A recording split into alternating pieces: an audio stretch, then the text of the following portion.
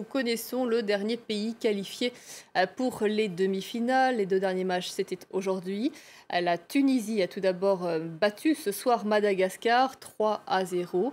Et puis plutôt l'Algérie s'était qualifiée au tout dernier moment grâce au tir au but face à la Côte d'Ivoire. On en parle avec vous, Cédric Ferreira. Vous êtes notre envoyé spécial en Égypte. La compétition s'arrête donc là pour Madagascar.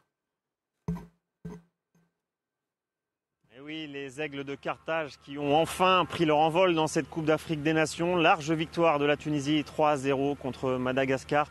Une victoire méritée pour les Tunisiens qui ont dominé l'ensemble de cette rencontre. Quasiment jamais ils n'ont été inquiétés par des joueurs malgaches qui ont malgré tout été valeureux.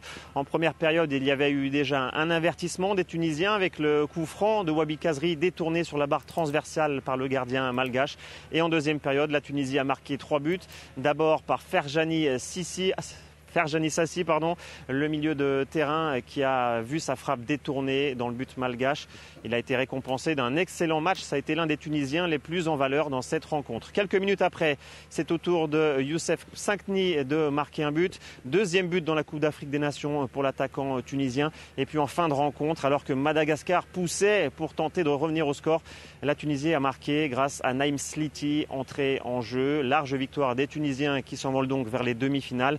En revanche, évidemment, c'est une déception pour Madagascar. Mais les Malgaches peuvent être fiers de leur parcours car c'est la première fois qu'ils participaient à une Coupe d'Afrique des Nations. Et aller en quart de finale, pour eux, c'était plus qu'inespéré. Ils rentreront donc à Madagascar, bien accueillis forcément par la population. La suite, donc, c'est cette demi-finale entre la Tunisie et le Sénégal, l'un des favoris de cette compétition. Les Tunisiens qui rejoignent les demi-finales pour la première fois depuis 2004.